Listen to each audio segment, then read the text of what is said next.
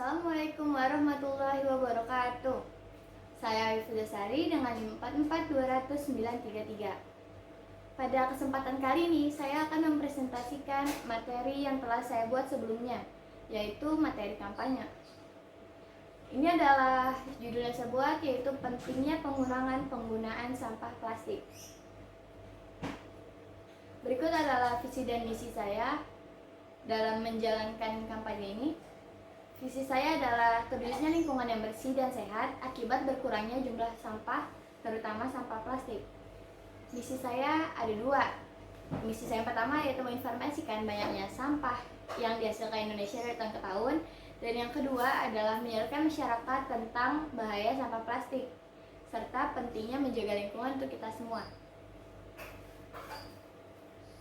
Sumber masalah yang melatar belakangi kampanye ini berasal dari kurangnya pengetahuan masyarakat tentang pentingnya menjaga kelestarian lingkungan dan alam dengan cara mengurangi penggunaan plastik,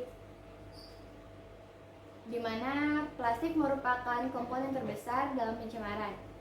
Seperti yang kita tahu, pencemaran karena sampah plastik masih menjadi masalah yang sangat serius di Indonesia. Berikut ada rangkuman data sampah plastik di Indonesia yang sebelumnya telah saya cari. Yang pertama ada pada tahun 2010. Menurut data yang tersedia, Indonesia menjadi negara penyumbang sampah plastik terbesar kedua setelah Cina, yaitu sekitar 3,22 juta ton dan 0,48 hingga 1,29 juta ton diantaranya mencemari lautan. Pada tahun berikutnya, yaitu pada tahun 2018, menurut data The World of Bank, sampah plastik yang dihasilkan sekitar 9 juta ton. 3,2 juta ton diantaranya merupakan sedotan plastik dan sekitar 1,27 juta ton mencemari lautan. Pada tahun berikutnya, yaitu pada tahun 2020, menurut data LHK atau Lingkungan Hidup Kehutanan, data timbunan sampah plastik sudah mencapai 67,9 juta ton.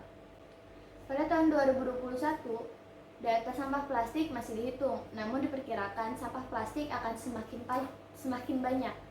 Hal ini dikarenakan oleh bertambahnya jumlah penduduk di Indonesia. Prediksinya, sampah plastik sebanyak 1,3 miliar ton diperkirakan akan mencemari daratan dan lautan pada 2040 mendatang. Berikut ada Stop Using Plastic can kill anything. Seperti yang ada di layar, kalimat tersebut memiliki arti berhenti menggunakan plastik. Plastik bisa membunuh segalanya. Pertanyaannya adalah, kenapa sih plastik dikatakan bisa membunuh segalanya? Dikatakan bisa membunuh segalanya karena plastik menyebabkan kerugian yang sangat besar bagi banyak ekosistem, baik itu ekosistem darat maupun di lautan. Terutama di lautan, plastik sudah menjadi pembunuh berantai bagi habitat di laut. Berikut ada gambar yang sebelumnya telah saya cari lewat Pinterest. Yang pertama ada kura-kura yang terjerat oleh plastik sehingga ia tidak bisa bernafas. Yang kedua ada singa laut yang mengalami hal yang sama. Yang ketiga ada kepiting kecil yang terjebak di gelas plastik. Yang keempat ada lumba-lumba yang ingin memakan sampah plastik. Yang kelima ada burung laut yang terjebak plastik yang sedang terbang. Berikut ada bahaya penggunaan plastik. Bahaya penggunaan plastik ada dua. Yang pertama bahaya bagi manusia dan yang kedua adalah bahaya bagi lingkungan. Yang pertama ada bahaya bagi manusia. Bagi manusia yang terpapar oleh plastik, mereka beresiko untuk mengalami kanker, cacat lahir, gangguan imunitas, dan gangguan lainnya. Hal ini disebabkan oleh mikroplastik. Contohnya, misalnya cacat lahir.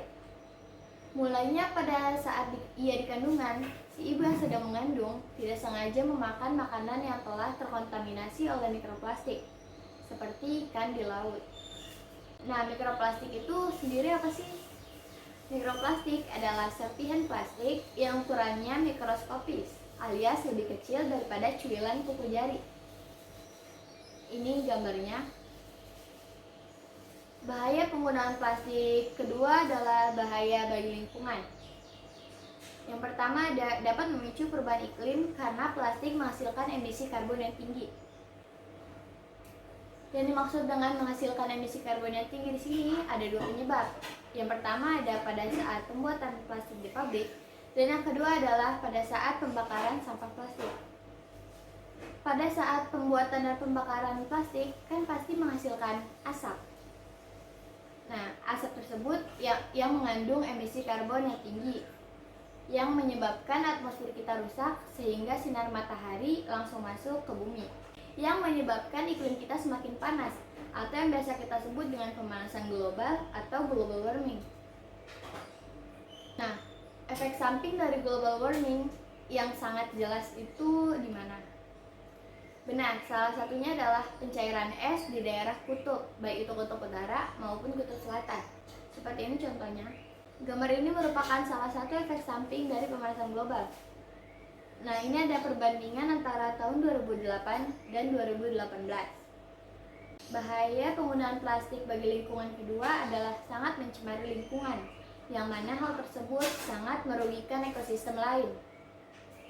Ini contohnya, ini adalah sampah yang berada di pinggir kali atau bantaran sungai. Dan ini adalah contoh sampah yang berada di pinggiran laut. Pengurangan penggunaan plastik bisa dimulai dengan cara kecil, seperti 1. Mengganti pemakaian kantong plastik untuk belanja dengan reusable bag atau yang biasa kita sebut dengan tote bag. Seperti ini contohnya, ini adalah grocery bag atau tote bag atau reusable bag. Yang kedua adalah berhenti belanja atau membeli botol kemasan sekali pakai, ganti dengan botol minum yang bisa digunakan berkali-kali atau reusable bottle. Seperti ini.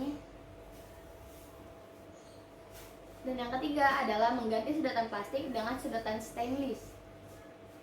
Menurut data yang pernah saya baca, sedotan plastik itu mudah masuk ke dalam hidung penyu atau kura-kura yang berada di laut.